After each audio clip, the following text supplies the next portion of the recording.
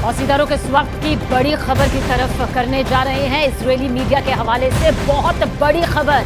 Israel के अखबार times of Israel ने दावा किया है कि इजरायल की आर्मी वॉर कैबिनेट पर यह दबाव डाल रही है कि उन्हें जल्द से जल्द गाजा में घुसने की इजाजत दी जाए। और इसके बाद इजरायल की सरकार की तरफ से यह बयान दिया गया कि सेना और सरकार के बीच पूरा समन्वय है। आपको जानकारी दे दें कि 2 हफ्तों से गाजा के बॉर्डर पर इजरायल के टैंक खड़े हैं, मौजूद हैं, लेकिन अभी तक उनको अंदर जाने की इजाजत नहीं मिली है। यह बहुत बड़ी खबर है। इजरायल डिफेंस फोर्स का मानना है कि बंधकों को छुड़ाने के लिए वार्ता की वजह से ऑपरेशन में यह पूरी देरी हो रही है।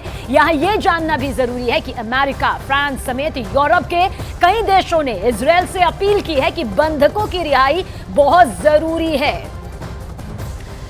तो इजरायल वॉर ब्रेकिंग के जरिए इस वक्त की सबसे बड़ी खबर आप तक पहुंचा रहे हैं। किस तरह से ये पूरा वॉर जो है नेतन्याहू सरकार पर सेना का दबाव अब इस तरह से सामने आ रहा है, जहां पर गाजा में सेना दाखिल होना चाहती है।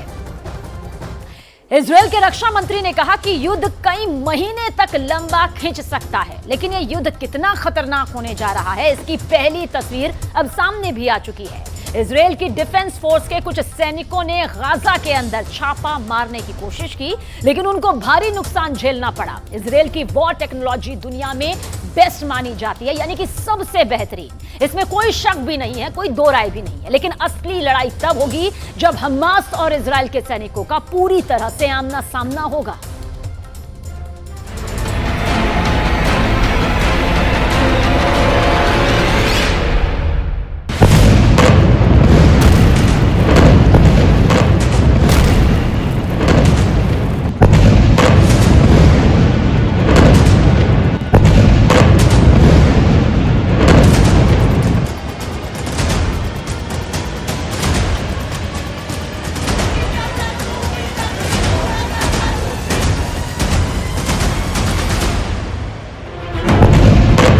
वो जंग शुरू हो चुकी है जिसका इंतजार पूरी दुनिया को है।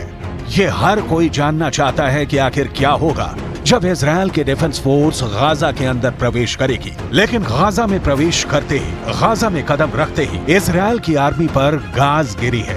गाजा के बॉर्डर में घुसते वक्त हमास के खूंखार लड़ाकों से इजरायल डिफेंस फोर्स की पहली भिड़ंत का नतीजा सामने आ चुका है। गाजा के किसिफोम इलाके के पास इजरायल डिफेंस फोर्स ने छापेमारी की कोशिश की थी, लेकिन वहां अचानक इजरायल की आर्मी पर हमास के लड़ाकों ने अटैक कर दिया।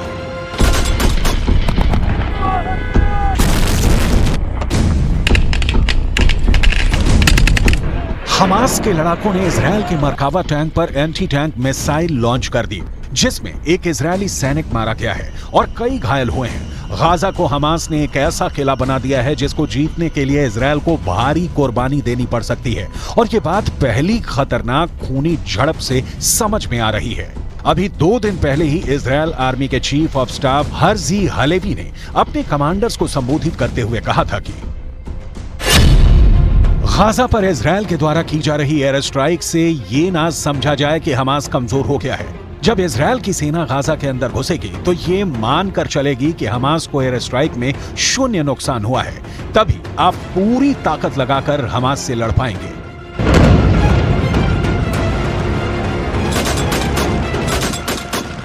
इजरायल के चीफ ऑफ आर्मी स्टाफ की ये बात सही होने में सिर्फ 2 दिन का वक्त लगा, और ये नजर आ गया कि अभी भी गाजा की जमीन पर हमास की पकड़ कितनी मजबूत है। गाजा के अंदर घने इलाकों की गलियों में कैसे खून खराबा होने वाला है, इसकी पूरी तस्वीर समझना जरूरी है। गाजा की गलियों में सेना ऐसी सजी हुई है, अगर इजरायल की सेना गाजा में घुसी तो उसका सामना गाजा के इन लड़ाकों से होगा।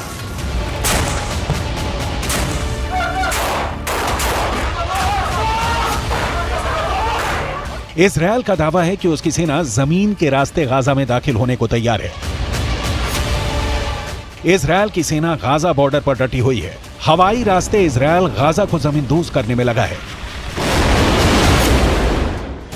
इजरायल की सेना जमीन पर भी जबरदस्त एक्शन में दिखाई दे रही है।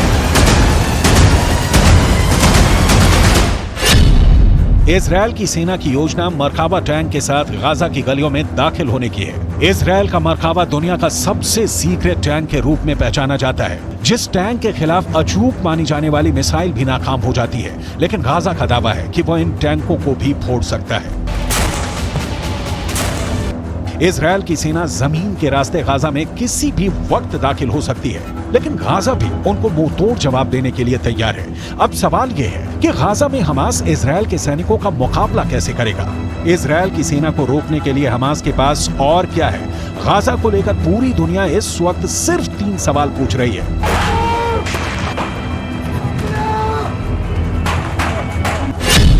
पहला सवाल, इजरायल की सेना अगर गाजा में घुसेगी तो हमास खुद को कैसे बचाएगा। दूसरा सवाल, इजरायल हमला करेगा तो हमास के सामने सबसे बड़ा डिफेंस क्या है। तीसरा सवाल, इजरायल की सेना अगर गाजा में दाखिल होने में कामयाब हो गई तो हमास इजरायल को कैसे हरा सकता है या फिर उसे बुरी तरह जख्मी कर सकता है।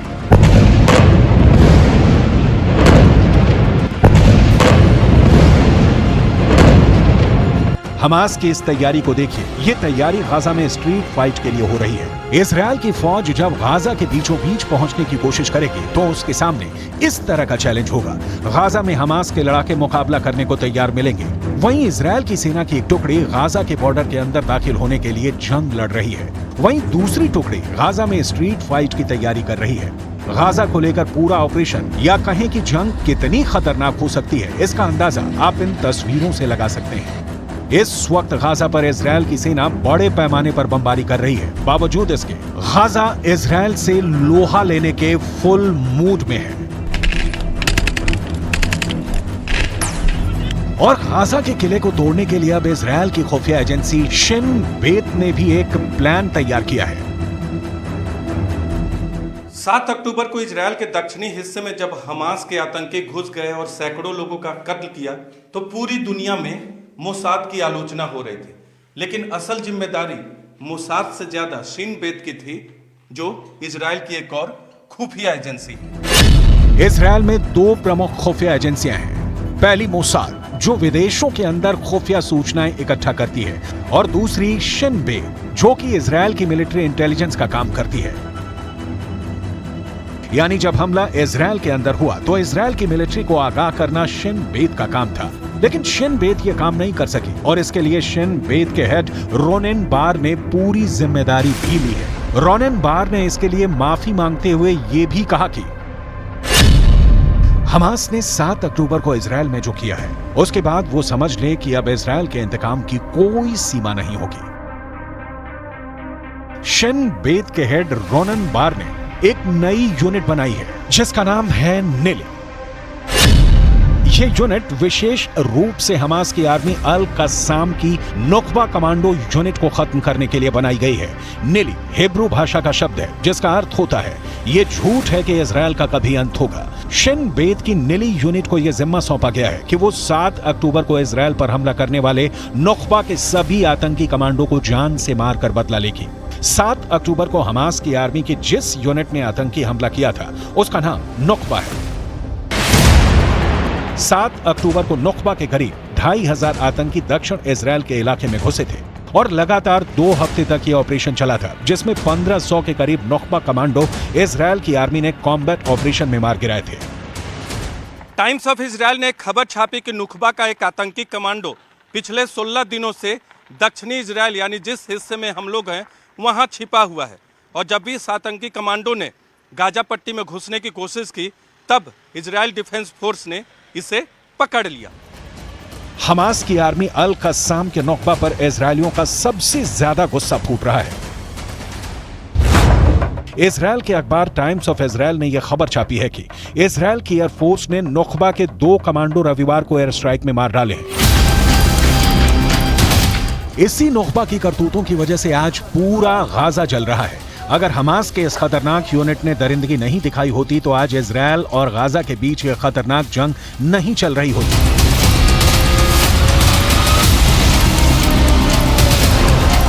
ये इस वक्त की गाजा की ड्रोन फुटेज है। ऊपर से गाजा सीमेंट की इमारतों का कब्रिस्तान नजर आ रहा है। ये घर, फ्लैट, बाजार, दुकान कभी हंसियों से गुलजार थे, लेकिन अब ये सब बियाबान हो चुके हैं।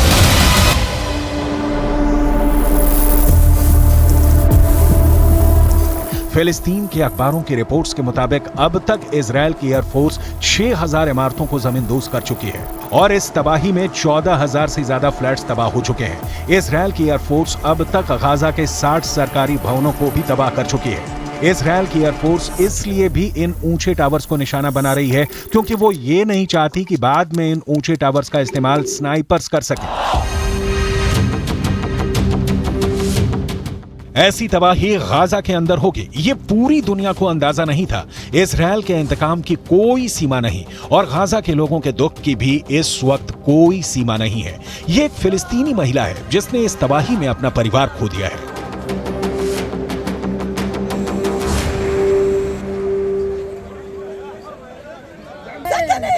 هاي سكني راحوا لا ام ولا اب ولا اخوه راحوا اخوتي ضلتني انا واختي لحالنا انقطعنا يا خاله انقطعنا حسبي الله عليهم حسبي الله عليهم ونعم الوكيل يا رب يا رب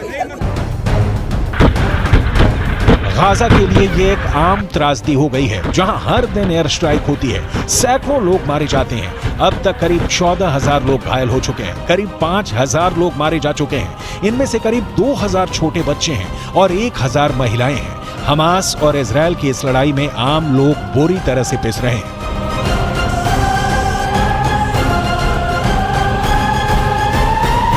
معظم الإصابات والشهداء الذين وصلوا إلى مستشفى شهداء الأقصى من النازحين، يعني هناك أعداد كبيرة من النازحين وصل إلى مستشفى شهداء الأقصى، معظمهم يأونهم في منازل أقاربهم ووصلوا إلينا عبارة عن جثث وأشلاء مقطعة.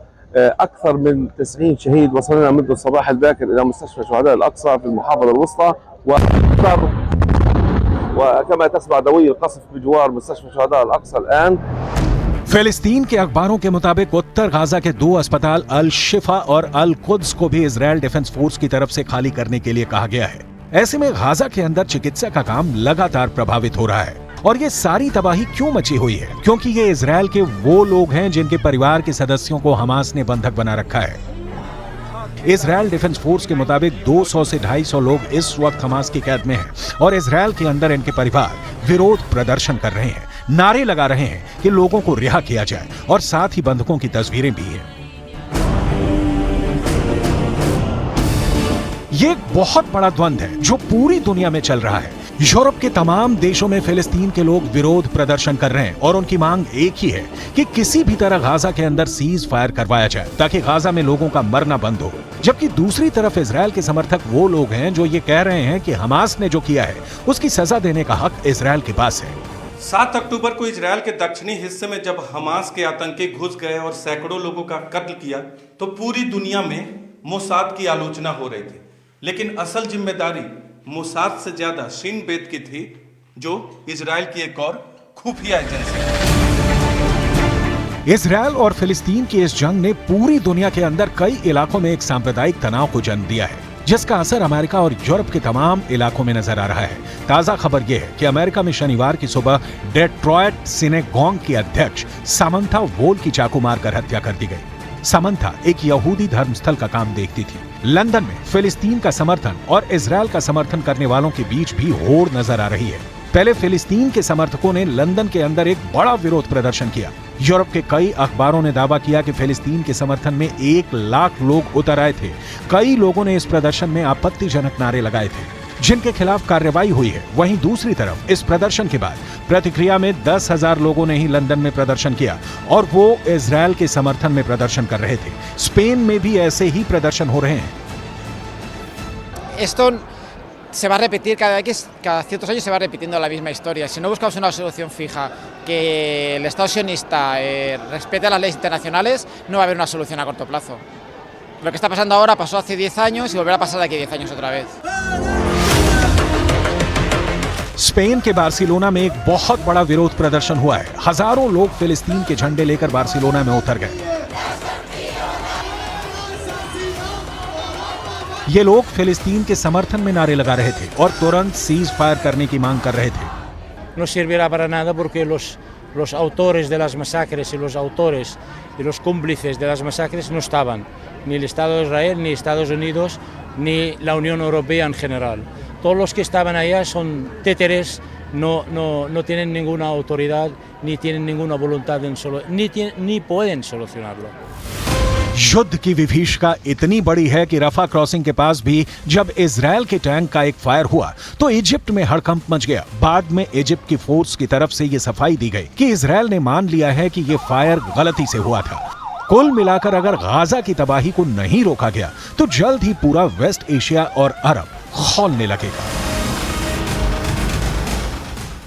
गाजा में इजराइल के ऑपरेशन पर बड़ी ब्रेक लग सकती है क्योंकि अब चीन ने ऐसा कदम उठा लिया जिससे अमेरिका तक खौफ फैल चुका है। इजराइल और फिलिस्तीन के मुद्दे पर चीन ने ऐसी चाल चली जिसका बड़ा फायदा ईरान को मिलेगा। और समझ लीजिए कि अगर ईरान को इसका फायदा मिलेगा तो लेबनान में हिजबुल्लाह को रोकने के लिए इजराइल का कोई हथियार काम नहीं आएगा।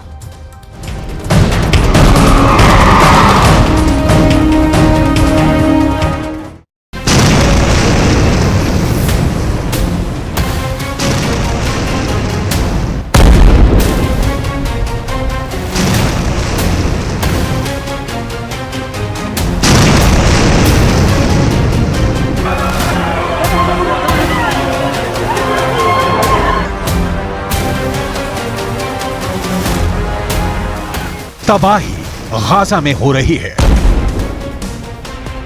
गाजा में इजराइल के बम फट रहे हैं। उत्तरी गाजा का कोई मोहल्ला, कोई गली बाकी नहीं बची जो इजराइल के धमाके से गूंजी ना हो। गाजा ने इतनी लाशें पहले भी देखी हैं,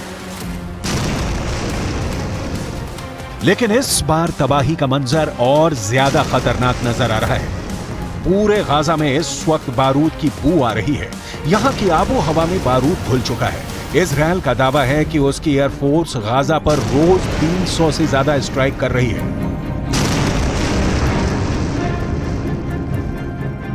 लेकिन गाजा से दूर दुनिया में 2 जगह इस युद्ध को कंट्रोल करने के लिए 2 वॉच टावर तैयार हो चुके हैं।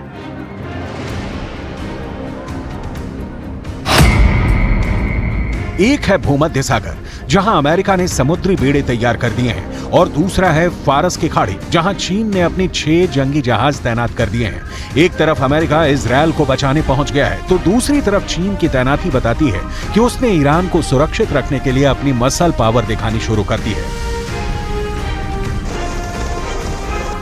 चीन की नौसेना अभी तक दक्षिण चीन सागर में अपनी ताकत दिखाती आई है, लेकिन इस बार फारस की खाड़ी में चीन के 6 जंगी जहाजों का पहुंचना बताता है कि गाजा और फिलिस्तीन का युद्ध अब दुनिया की सबसे बड़ी टक्कर में बदल सकता है। आप बिल्कुल ठीक समझे।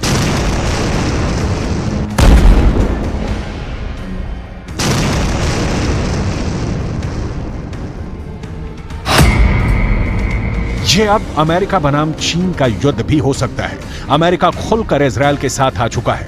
अब चीन ने ईरान के करीब अपने 6 जंगी जहाज पहुंचा दिए हैं, यानी कह सकते हैं कि चीन अब ईरान के साथ है। वैसे बड़ी खबर यह भी है कि रूस के विदेश मंत्री सर्गेई लावरोव ने ऐसे अहम वक्त पर ईरान का दौरा किया है।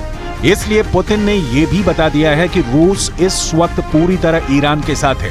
गाजा में इजराइल की बमबारी को देखते हुए ईरान बार बार वार्निंग दे रहा है। इस वक्त गाजा में जितनी भी इमारतें इजराइल की बमबारी में ढहती जा रही हैं, वहां मलबे से बच्चे और बूढ़ों की लाशें निकाली जा रही हैं। ऐसी हर तस्वीर को देखकर फिलिस्तीन का समर्थन करने वाले देशों का गुस्सा उबाल खा रहा है। गाजा में इस इमारत में रेफ्यूजी रहते थे। जब इजराइल का बम यहां गिरा तो लोग लाशें गिनते गिनते थक गए।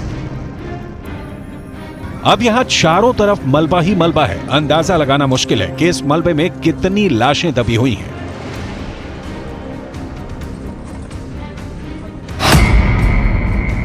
7 अक्टूबर को शुरू हुए इस युद्ध में अब मरने वालों की तादाद 5000 तक पहुंच चुकी है। इनमें बच्चों की तादाद करीब 2000 के करीब आ गई है, जबकि गाजा में हुई बमबारी में 14000 से ज्यादा लोग घायल हुए हैं।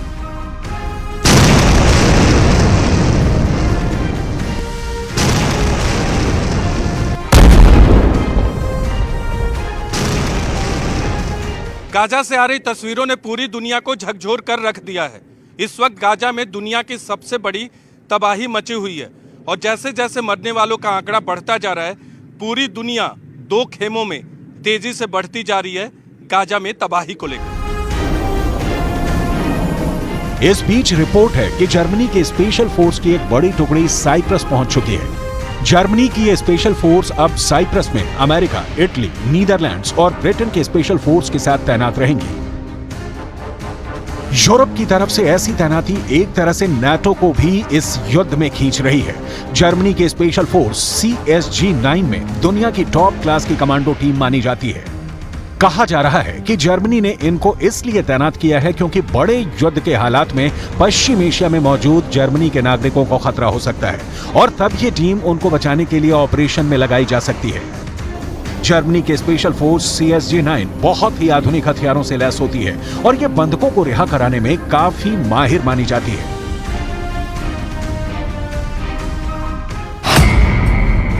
देखा जाए तो एक तरफ इजरायल का साथ देने वाला अमेरिका और यूरोप है, तो दूसरी तरफ फिलिस्तीन के साथ ईरान के बाद रूस और चीन भी अब दूसरे गुट के रूप में उभरते नजर आ रहे हैं।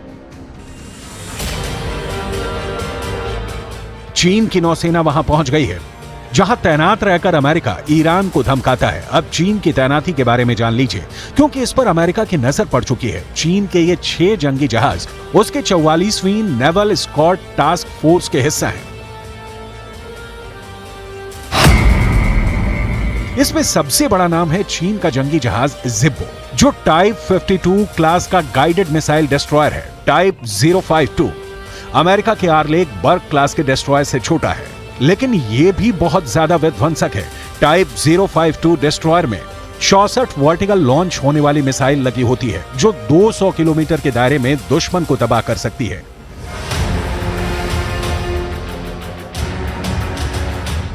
कुल मिलाकर यह चीन की तरफ से एक बड़ी स्टेटमेंट है जो उसने ईरान के पक्ष में दे दी है। चीन की यह टास्क फोर्स अमेरिका का कुछ खास नहीं बिगाड़ सकती, लेकिन इसका मौजूद होना ही एक बड़ा संदेश है। वहीं दूसरी तरफ भूमध्य सागर में अमेरिका ने बड़े ऑपरेशन के लिए 2-2 कैरियर तैनात किए हैं। ये ऑपरेशन ऐसे इलाकों में किए जाएंगे जहां से इजरायल के दुश्मनों को दूर रखा जा सके। इसलिए अमेरिका अपना जेराल्ड फोर्ड क्लास का कैरियर और आइजनहावर कैरियर को तैनात कर चुका है। अमेरिका ऐसे ही ऑपरेशन अफगानिस्तान और इराक में भी कर चुका है। ईरान को भी वो लगातार धमकी देता रहा है। इजरायल के लिए भी ये कैरियर बहुत बड़ा युद्ध छेड़ सकते हैं, उसे पूरी तरह कंट्रोल कर सकते हैं। अमेरिका का फोर्ड क्लास कैरियर और आइजनहावर कैरियर ये दुनिया के सबसे बड़े एयरक्राफ्ट कैरियर हैं। इसमें फोर्ड क्लास सबसे नया कैरियर है, इसे CVN-78 भी कहते हैं और ये कैरियर 1 लाख टन का डिस्प्लेसमेंट पैदा करता है। भारत का एयरक्राफ्ट कैरियर INS विक्रांत इससे आधे से भी कम वजन का कहा जाएगा। ये एयरक्राफ्ट कैरियर न्यूक्लियर पावर से चलता है, यानी इसकी रेंज अनलिमिटेड है और ये दुनिया में कहीं भी आसानी से पहुंच सकता है। ये एयरक्राफ्ट कैरियर 56 किलोमीटर प्रति घंटे की रफ्तार से समंदर में चल सकता है और ये एक कैरियर की बहुत अच्छी रफ्तार कही जाएगी। अमेरिका की तरफ से तैनात हुए जेराल्ड फोर्ड और आइजनहावर, ये दोनों कैरियर स्ट्राइक ग्रुप किसी भी नौसेना को अकेले हरा सकते हैं। अमेरिका नहीं चाहता कि रूस की नौसेना इस इलाके में आए, जैसा कि सीरिया में युद्ध के दौरान हुआ था। यही वजह है कि ये दोनों कैरियर फुल एयर पावर के साथ यहां पहुंचे हैं।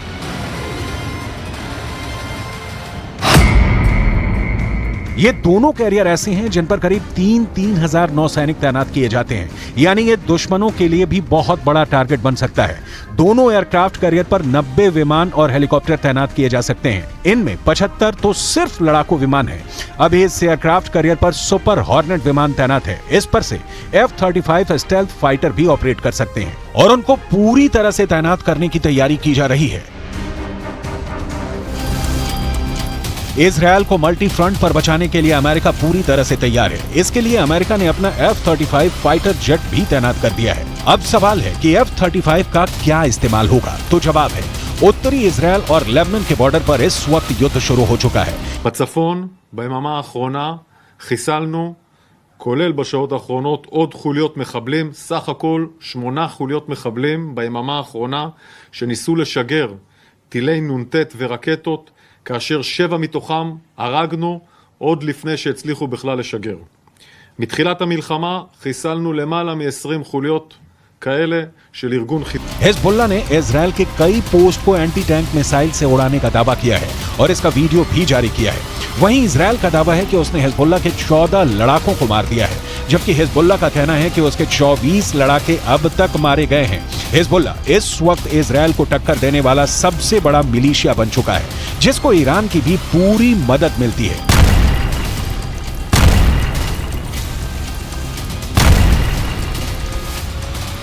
الشهيد هو على خط واحد مع باقي الشهداء ومع المنتظرين إلى تحقيق النصر. وهي معركة حق وباطل، هي معركة حق وباطل أينما كانت. أهل الحق واحد وأهل الباطل واحد، والحق منتصر قطعا لا محالة। दुनिया में बहुत सारे खतरनाक फाइटर जेट हैं और आपके सामने है दुनिया का सबसे खतरनाक फाइटर जेट F-35। इस एक लड़ाकू विमान की कीमत 1000 करोड़ रुपए के करीब है। ये एक स्टेल्थ फाइटर जेट है जो रडार की पकड़ में आसानी से नहीं आता। इसकी एक खास वजह भी है। देखिए, स्टेल्थ फाइटर जेट है, कोई भी रडार इसको ट्रैक नहीं कर पाता क्योंकि इसकी बॉडी पर एक खास तरीके की कोटिंग होती है जो रडार की तरंगों को सोख लेती है और इसी वजह से इसको कोई भी रडार आसानी से ट्रैक नहीं कर पाता। इस फाइटर जेट का रडार, एवियोनिक्स और सभी सेंसर दुनिया में सबसे आधुनिक बताए जाते हैं, यानी कि सबसे ज्यादा एडवांस टेक्नोलॉजी का इस्तेमाल इसमें किया जाता है। और इसमें पायलट का जो हेलमेट है वो भी बहुत खास है, जिसकी कीमत 3 करोड़ रुपए के आसपास की बताई जाती है। ये बहुत ही आधुनिक हेलमेट है जिसका इस्तेमाल इसको चलाने के लिए यहां पर किया जाता है। तो देखिए कितने आधुनिक जो तकनीक है उसका इस्तेमाल यहां पर किया जाता है। स्टेल्थ फाइटर जेट है, कोई भी रडार इसको आसानी से ट्रैक नहीं किया जाता और इसका जो हेलमेट है जो पायलट पहनता है वो भी बेहद खास और महंगा है। F-35 में मिसाइल को इसकी बॉडी के अंदर छुपाया जा सकता है। इसे इंटरनल बे कहते हैं, ताकि दुश्मन को रेडार सिग्नेचर नहीं मिले। अमेरिका चाहता है कि उसकी एयर पावर पूरी तरह से बिना किसी चैलेंज के ऑपरेट करे, फिर चाहे सामने कोई भी रडार क्यों ना हो। F-35 यही ताकत अमेरिका को देता है। दुश्मन के जहाज अगर आसमान में भी आ गए तो F-35 को पहले ही उनके आने की खबर मिल जाएगी।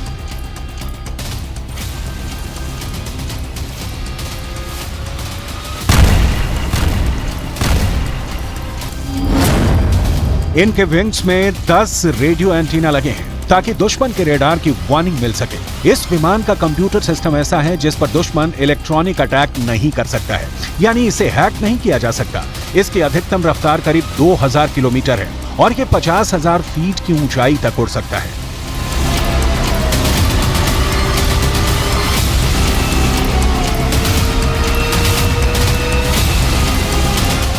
अमेरिका ने इजरायल के आसपास यूरोप और बाकी अड्डों पर फाइटर जेट की तैनाती बढ़ाने का फैसला किया है ताकि इजरायल पर कोई हमला न कर सके।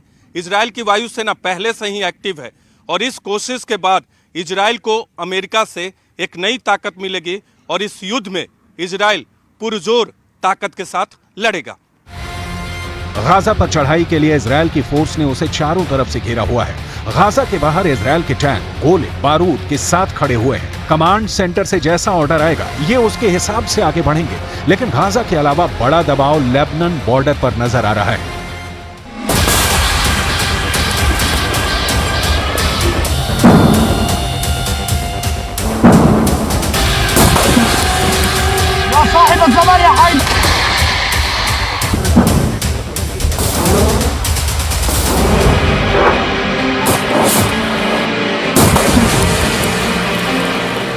समझ लीजिए कि इस वक्त गाजा के अलावा इजरायल और लेबनान के बॉर्डर पर जो आग लगी हुई है, ये आग कब युद्ध को 10 गुना भड़का सकती है, इसके बारे में दुनिया में सिर्फ 4 लोग जानते हैं।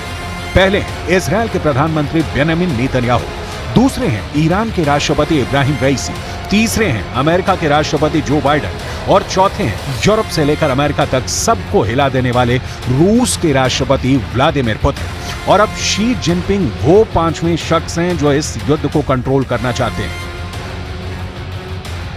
एक तरह से शी जिनपिंग ने अपनी नेवी को उतारकर बड़ा दावा पेश कर दिया है। चीन की नौसेना को दक्षिण चीन सागर के अलावा इतनी आक्रामक भूमिका में दुनिया में कहीं और नहीं देखा गया है। इनका पूरा कनेक्शन इजरायल और ईरान की दुश्मनी और हिजबुल्लाह को लेकर अमेरिका की तैयारी से है।